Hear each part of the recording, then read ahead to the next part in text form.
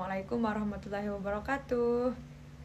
Halo teman-teman, perkenalkan nama saya Anissa Ilmi dengan NIM 023 dari kelas 1A Farmasi.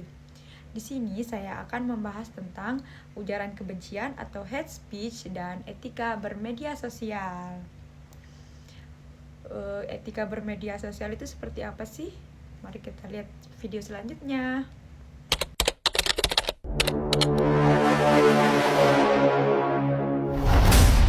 Di sini saya akan membahas tentang ujaran kebencian atau hate speech dan cara beretika dalam bersosial media, terutama dalam perspektif keimanan kita sebagai seorang muslim.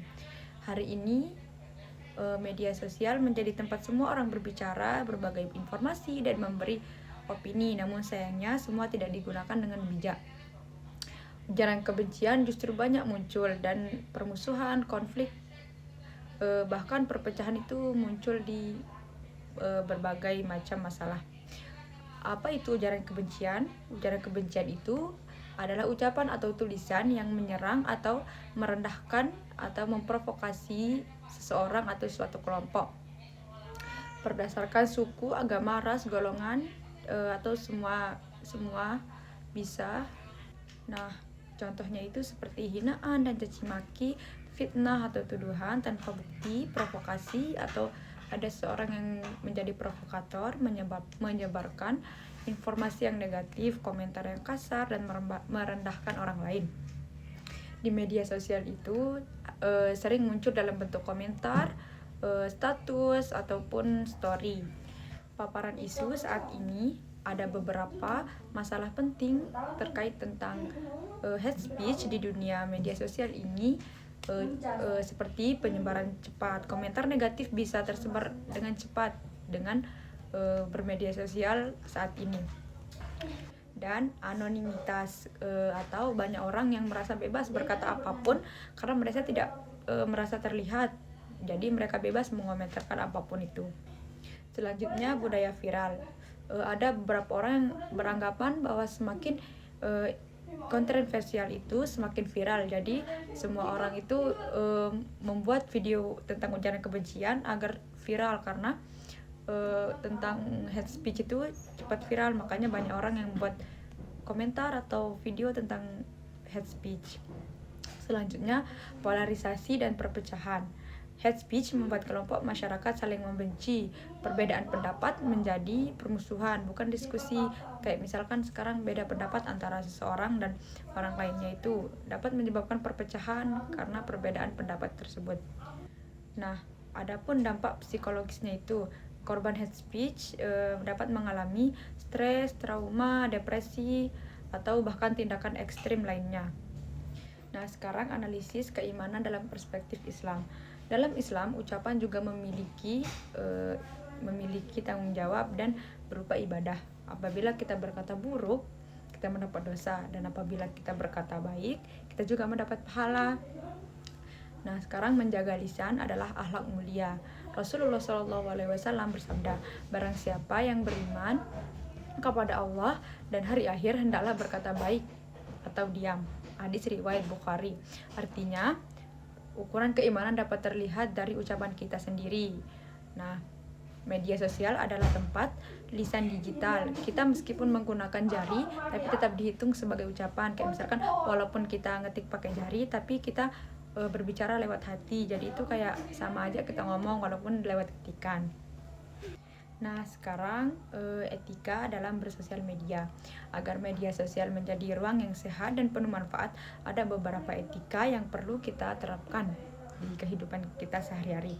Pertama itu, saring sebelum sharing. Artinya itu kita pikir dulu apa yang kita mau bicarakan atau apa yang kita mau komentar, apa yang kita mau ketik itu di sosial media. Kita saring dulu baru kita sharing. Nah, yang kedua itu hindari komentar emosional. Jika marah, diam sejenak, seperti menarik napas atau mengkontrol emosi, baru kita mulai berpendapat di sosial media itu. Nggak boleh sambil marah atau emosi. Nah, yang ketiga itu hargai perbedaan pendapat. Nah, selanjutnya itu etika dalam bersosial media. Agar media sosial ini menjadi ruang yang sehat, penuh manfaat, ada etika-etika ketika bermedia sosial. Yang pertama itu saring sebelum sharing. Artinya itu kita saring atau kita pikir dulu apa yang kita mau ketik atau kita mau ucapkan dalam bersosial media itu. Nah, itu artinya saring sebelum sharing.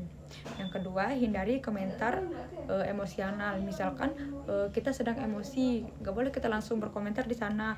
Kita pikir dulu atau kita tenangkan diri dulu baru kita berkomentar. Gak boleh sambil marah-marah ataupun emosi, nanti pendapatnya bisa menyinggung hati orang lain. Nah, yang ketiga itu hargai perbedaan pendapat. Misalkan si A dan si B itu berbeda pendapat, jadi kita harus saling menghargai agar tidak terjadi perpecahan.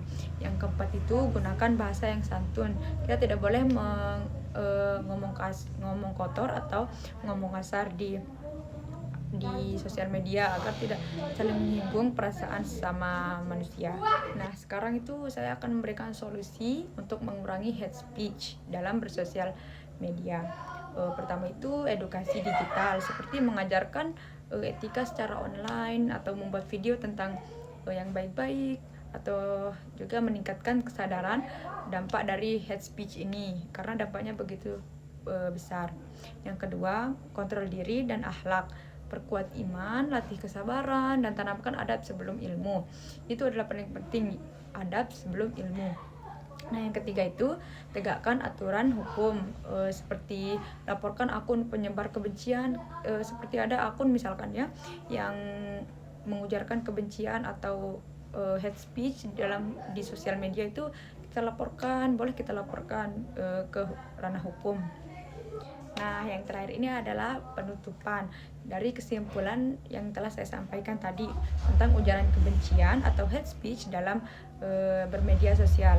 Itu adalah ancaman dalam kehidupan digital atau di era saat ini tuh yang dapat merusak informasi atau hubungan sosial antara kita sebagai manusia, sebagai seorang muslim, hingga menimbulkan perpecahan atau saling membenci satu sama lain karena hate speech tersebut. Jadi mari kita tanamkan dalam hati kita, mari kita berucap baik, beretika baik, dan tidak berkomentar kasar di sosial media. Mungkin itu saja dari saya. Mohon maaf jika ada salah kata. Wabillahi taufiq wal hidayah. Wassalamualaikum warahmatullahi wabarakatuh. See you guys.